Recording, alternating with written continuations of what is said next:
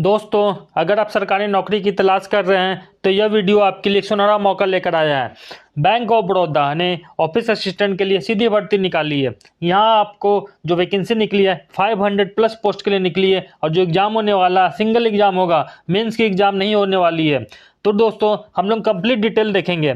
इस वीडियो में हम बात करने वाले हैं योग्यता, चयन प्रक्रिया, आवेदन की तिथि, आयु सीमा और सबसे जरूरी कैसे भरे फॉर्म, वो भी बिना गलती के। तो अगर आप एक अच्छी सरकारी नौकरी पाना चाहते हैं और पूरा प्रोसेस सही तरीके से जानना चाहते हैं तो इस वीडियो को बिल्कुल स्किप नहीं कीजिएगा। अगर चैनल को सब्सक्राइब नहीं किए हैं तो सब्सक्राइब कर लीजिए, क्योंकि यहाँ मिलती है आपको सरकारी नौकरी की अपडेट सबसे पहले, वो भी बिल्कुल सही और क्लियर तरीके से। तो चलिए दोस्तों, आगे जो डिटेल्स है पूरी डिटेल्स हम लोग देखने वाले हैं। तो ये दोस्तों बैंक ऑफ बड़ौदा की ऑफिशियल नोटिफिकेशन, यहाँ पर देखिए, recruitment for office assistant on regular basis in subordinate cadre in Bank of Baroda. यहाँ पर देखिए, online registration of application start date कब से स्टार्ट हो गया है? 3 मई 2025 से स्टार्ट हो गया है। Last date for submission of application and payment fee कब है? Last date 23 of May 2025। यहाँ पर हम लोग आगे देखते हैं जो टोटल वैकेंसी है वो कितनी है। जो टोटल वैकेंसी निकली हुई है वो 500 पोस्ट के लिए निकली है। ठीक है दोस्तों, आगे हम लोग देखेंगे कि जो पोस्ट है, पोस्ट कौन है? Office assistant, peon. यहाँ पे नंबर ऑफ वैकेंसी कितनी है? 500 है। एज कितना है? मिनिमम 18 साल और मैक्सिमम 26 साल। आपका एजुकेशन क्वालिफिकेशन क्या मांगा गया है? पास द 10th स्टैंडर्ड, एसएससी और मैट्रिकुलेशन, मतलब अगर आप 10वीं पास है तो इस पोस्ट के लिए अप्लाई कर सकते हैं। अगला क्या है? Proficient in the local language of the state union territory, that is candidate should be able to read, write and speak in the local language of the state and union territory for which vacancy candidate wish to apply. ठीक है, ये आपका होना चाहिए। And roles and responsibility, मतलब आपका जो job profile होगा क्या होगा। यहाँ पर देखिए, all the normal and routine duty of the subordinate staff cadre and for performance of which no special pay shall be payable, any other work assigned from the time to time। Scale of पे देखिए, scale of पे क्या है? 19,500 से आपका जो basic है कहाँ तक जाएगा? 37,815 तक जाएगा। मतलब आपका जो सैलरी मिलने वाला है वो लगभग मिलेगा आपको 35 से 40,000 के आसपास। आगे यहाँ पर देखिए, और आगे साथ में सैलरी के अलावा क्या क्या आपको फैसिलिटी मिलेगी। यहाँ पर देखिए, डीए हो गया, एचआरए हो गया, सीसीए हो गया, स्पेशल अलाउंस हो गया, ट्रांसपोर्ट अलाउंस हो गया, स्पेशल पे हो गया, लीव फेयर कंसेशन हो गया, लीव हो गया, ग्रुप मेडिकल इंश्योरेंस हो गया एंड सेल्फ डिपेंडेंट, मतलब आपका जो मेडिकल होगा आपका, और साथ में अगर वाइफ है, मम्मी है, पापा है, सबका मेडिकल फैसिलिटी आपको प्रोवाइड किया जाएगा। चलिए अब एलिजिबिलिटी की बात करें, कौन कौन इस पोस्ट के लिए अप्लाई कर सकते हैं। तो नेशनलिटी क्या होना चाहिए? A candidate must be either a citizen of India or a subject of Nepal, subject of Bhutan or Tibetan refugee who came over India before 1st जनवरी 1962। तो इस पोस्ट के लिए लोग अप्लाई कर सकते हैं। एज आपका क्या रहने वाला है? एज का जो गणना किया जाएगा, एक का एज का जो काउंटिंग किया जाएगा 1 मई 2025 से काउंटिंग किया जाएगा। मिनिमम आपका 18 साल होना चाहिए और मैक्सिमम 26 साल होना चाहिए। बाकी जो एज में छूट प्रदान की गई है यहाँ पर हम लोग देखते हैं। Schedule caste and schedule tribe के लिए देखिए 5 साल है, अदर बैकवर्ड क्लास के लिए 3 साल है और बाकी जो पर्सन विथ बेंचमार्क डिसेबिलिटी के लिए 10 साल है। तो आप लोग अपने कैटेगरी के अनुसार आप लोग रिलैक्सेशन देख लीजिएगा। आगे हम लोग बात करने वाले जो एग्जाम पैटर्न है, कैसे अप्लाई करेंगे इस पोस्ट के लिए, सब हम लोग आगे देखने वाले हैं। तो आप लोग वीडियो में बने रहिएगा। अगर सब्सक्राइब नहीं किए तो कृपया करके चैनल को सब्सक्राइब कर लीजिए। तो आगे देखिए, यहाँ पर क्या है? यहाँ पर देखिए, एजुकेशन क्वालिफिकेशन के बारे में बात करते हैं।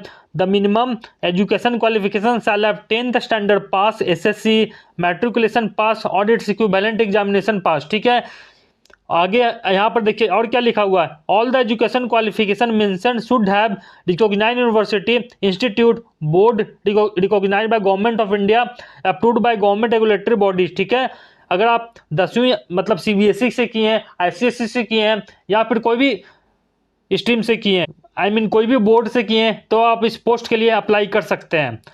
आगे देखिए, एप्लीकेशन फी कितना लगने वाला है। Application fee ₹600।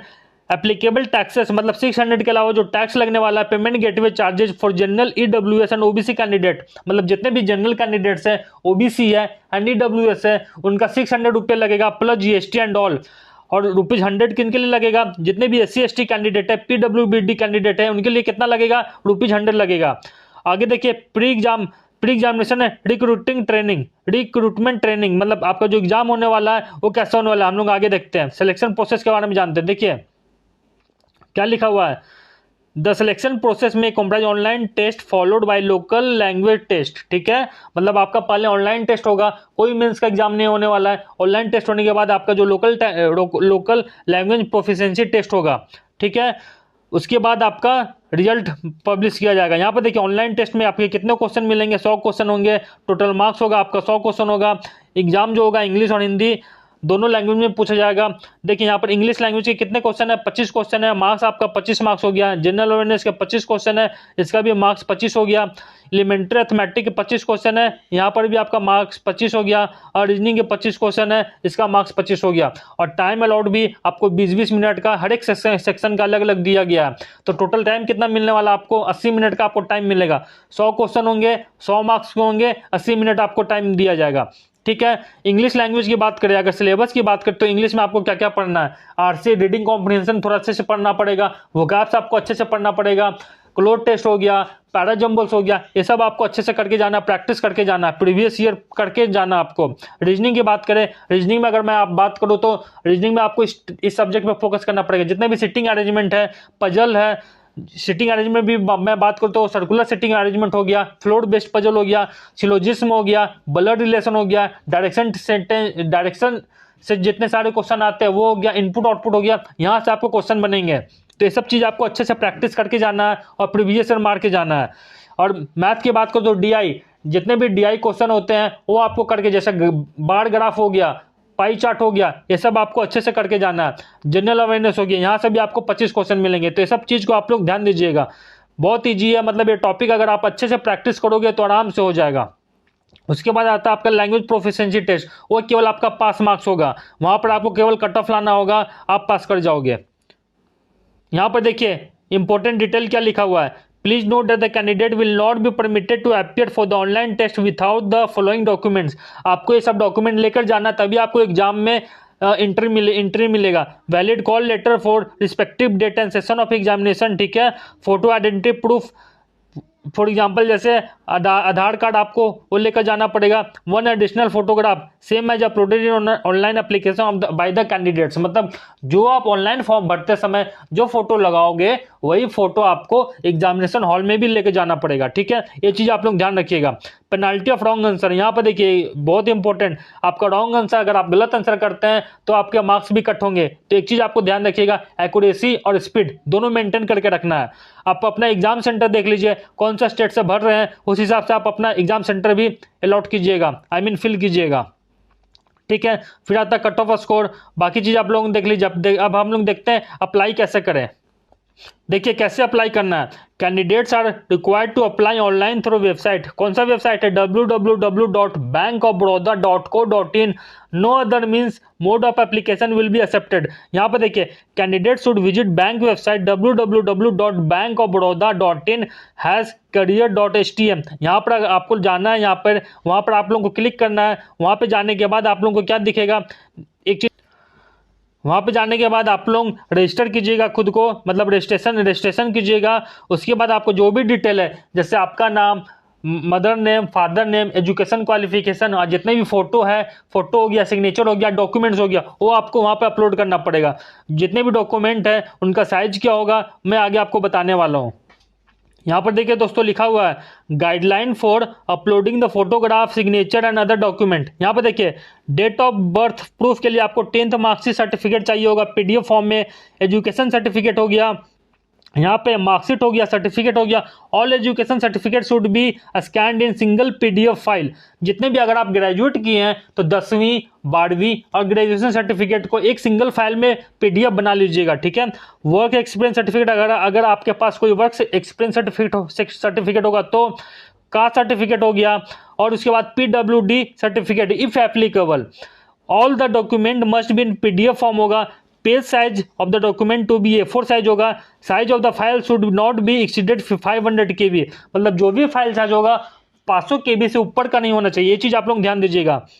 अगर 500 KB से ऊपर का होगा तो आपका फॉर्म या फिर आपका जो फोटो अपलोड नहीं होगा। ठीक है। गाइडलाइन फॉर फोटोग्राफ कैप्चर, आप लोग एक बार ध्यान दीजिएगा, आप लोग वीडियो पॉज करके एक बार अच्छे से पढ़ लीजिए कि फोटोग्राफ कैसे लेना चाहिए, ठीक है। फोटोग्राफ इमेज के बारे में यहाँ पर लिखा हुआ, देखिए एक चीज ध्यान दीजिए, यहाँ पे डायमेंशन कितना होना चाहिए, 200 इंटू 230 पिक्सल होना चाहिए, और साइज जो होना चाहिए फोटोग्राफ का 20 KB से 50 KB होना चाहिए, मतलब 20 KB से छोटा नहीं और 50 KB से बड़ा नहीं, ठीक है। अगर 20 KB से छोटा होगा या 50 KB से बड़ा होगा तो आपका फोटो अपलोड नहीं होगा। सिग्नेचर का देखिए डायमेंशन कितना होना चाहिए, 140 इंटू 60 पिक्सल का होना चाहिए, और साइज जो होना चाहिए 10 KB से 20 KB का होना चाहिए, ठीक है। और सिग्नेचर आपका कैपिटल लेटर में नहीं होना चाहिए, ये चीज़ आप लोग ध्यान दीजिएगा। मतलब सिग्नेचर आपका 10 KB से नीचे होगा और 20 KB से ऊपर होगा तो आपका सिग्नेचर अपलोड नहीं हो पाएगा, ठीक है। अब ये सब तो मैंने बता दिया, अब आगे देखिए प्रोसेस आप लोग कैसे अपलोड करना है, एक बार वीडियो पॉज करके देख लीजिए। तो दोस्तों